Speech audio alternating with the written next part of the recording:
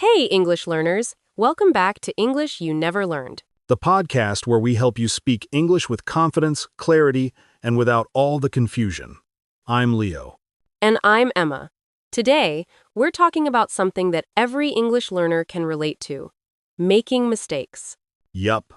But the good news is, mistakes are normal and they're part of the learning process. Absolutely.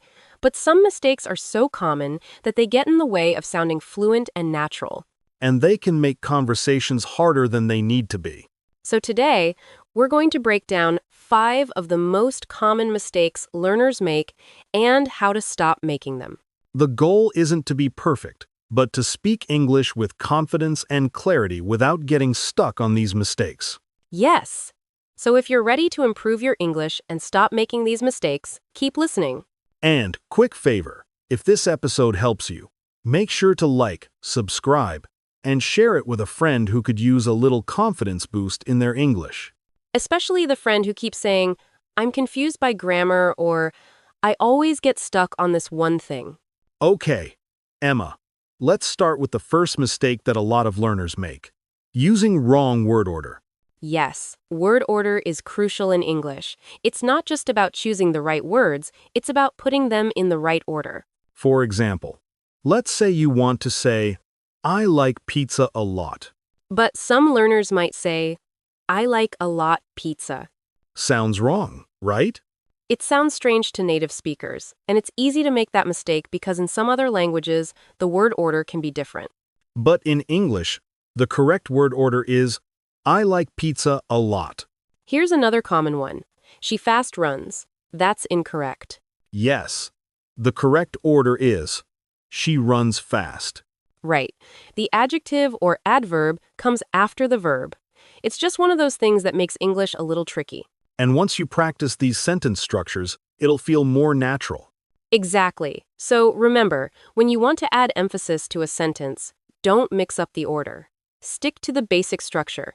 Subject plus verb plus object SVO, and then add any adverbs or modifiers after the main verb. So, first mistake, wrong word order. The solution? Stick to the basic structure and make sure you're putting the words in the right order. Great. Now, the second common mistake is mixing up tenses.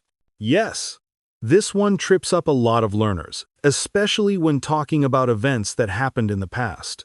Here's an example. Yesterday, I go to the store. Ouch, that sounds wrong. It's wrong because the verb go is in the present tense. But since you're talking about something that happened yesterday, you need to use the past tense. Yesterday, I went to the store. And the problem here is that learners are trying to use the present tense out of habit, even when they should be using past tense. Right. Or even worse, learners might say something like, I am going to the store yesterday. Yes, that's a present continuous tense mixed with a past time expression, and it doesn't work. Instead, you should say, I was going to the store yesterday, or I went to the store yesterday. The key takeaway here is, when you're talking about something that happened in the past, use the past tense. Don't mix tenses. That's right. It's easy to remember once you understand that each tense has its time. For example, use the present tense for things happening now or regularly, the past tense for things that already happened, and the future tense for things that will happen. So, second mistake, mixing up tenses. The solution? Stick to the correct tense based on the time you're talking about. Now, let's talk about the third common mistake, using the wrong prepositions. Prepositions are tricky because they don't always translate well between languages. Yes, and even small mistakes with prepositions can change the meaning of a sentence.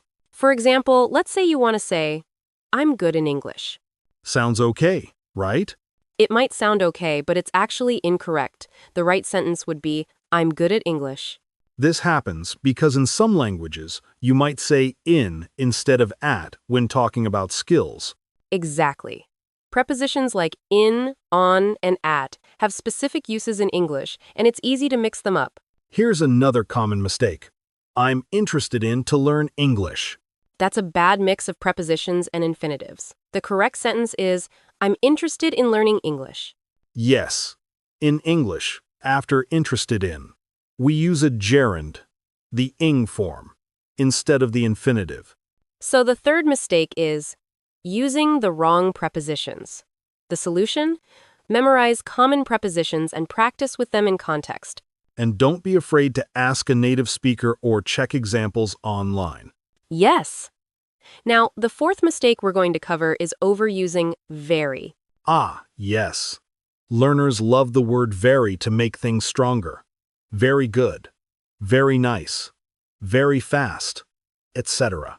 And while very can be useful, using it too much makes your English sound repetitive and less dynamic. Exactly. There are other words you can use that are more specific or powerful than very. For example, instead of saying, "This pizza is very delicious," you can say, "This pizza is amazing," or "This pizza is incredible." Instead of I'm very tired, say I'm exhausted or I'm drained. Yes. Instead of saying, "The movie was very boring," say, "The movie was boring," or "The movie was dull." Or you can say, the movie was uninteresting, or the movie was lackluster. Using a variety of words makes your language sound richer and more colorful. So, the solution here is try to use more descriptive words instead of always relying on very. Yes. The fourth mistake is overusing very. The solution? Use more specific, powerful adjectives. Now, for the last mistake, and this one is a big one, confusing some and any.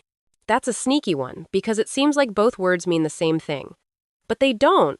Some and any are both used to talk about an indefinite amount of something, but there's a key difference in how we use them. Some is often used in affirmative sentences or when you offer or request something. For example, I'd like some coffee, or can I have some water? Any is used in negative sentences or questions when we don't know if something exists or is available. Example, I don't have any coffee. Or do you have any milk? Another mistake is using any in positive sentences when it should be some. That's right. For example, don't say, I have any books. You should say, I have some books. And don't say, "Can I get any pizza?" You should say, "Can I get some pizza?" So, fifth mistake, confusing some and any. The solution? Remember, some for affirmative and requests, any for negatives and questions. Great. Now that we've covered the top 5 mistakes, let's do a quick recap. First mistake, wrong word order. The solution? Stick to subject-verb-object order. Second mistake, mixing up tenses. The solution? Use the correct tense based on the time you're referring to. Third mistake, using the wrong prepositions. The solution? Practice common prepositions and their uses. Fourth mistake, overusing very. The solution?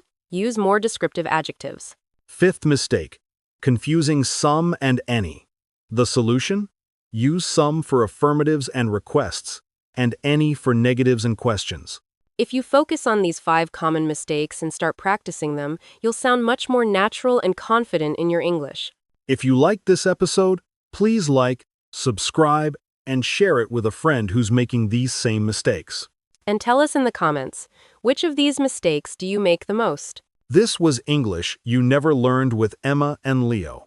Until next time, keep practicing, keep speaking, and keep improving. Bye.